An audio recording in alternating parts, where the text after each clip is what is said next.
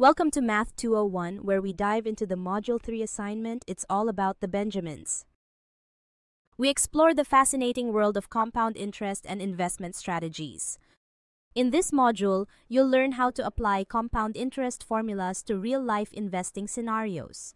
Discover the power of starting early versus investing later, practice using Microsoft Excel to model savings growth, and analyze your results to explain your conclusions.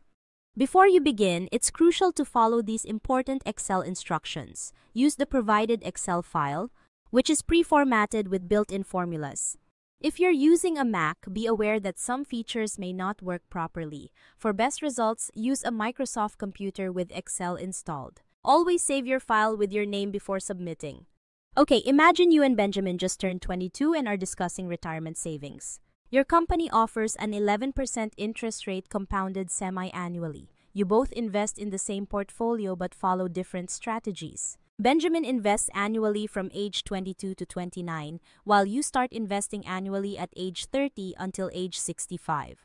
To get started, download the Excel file titled Assignment 1. It's all about the Benjamins.xlsx. Save it as Math201. It's all about the Benjamins - your name.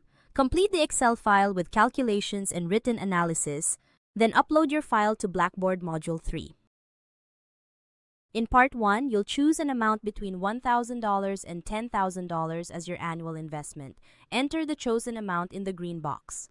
This is the amount both you and Benjamin will use. You'll start investing at age 30 and continue until age 65.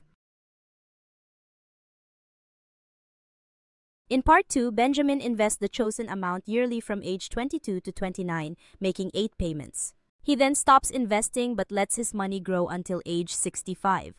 How much will Benjamin have in his account after 1 year?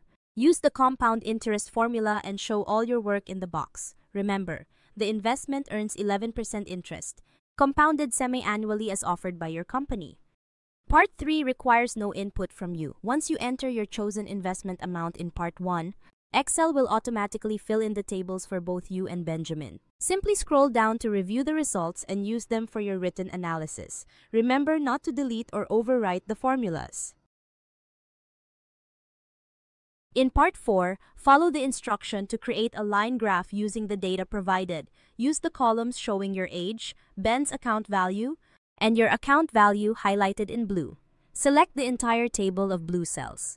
Go to the top menu and click on the Insert tab. Choose a line graph from the Recommended Charts section. Label your graph clearly as Investment Growth Over Time. Drag and drop your completed chart into the designated box on the Excel sheet. Make sure your graph is visible, correctly labeled, and not covering any other content.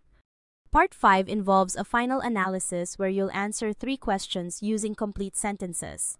Who had more money at age 65 and how much more did the winner have? Use the values from the tables in Part 3. How much money did Benjamin invest and how much did you invest? Multiply the number of years invested by the annual amount. Evaluate the data and provide conclusions. Write 3 to 4 complete sentences. What did you learn? What would you recommend to a future investor? Be thoughtful and accurate using the values from the tables in Part 3. Your work will be graded based on mathematical calculations, analysis, and writing. Ensure accuracy and completeness in your tables. Provide clear explanations and maintain proper grammar and spelling to achieve the best score. Here are some tips for success. Use the correct compound interest formula and check your math. Write clearly and stay within the word count. Proofread your writing before submitting and don't hesitate to ask questions if you need help. Before you submit, complete all parts in the Excel template and save your file with the correct file name. Submit your Excel file to Blackboard Module 3 on time.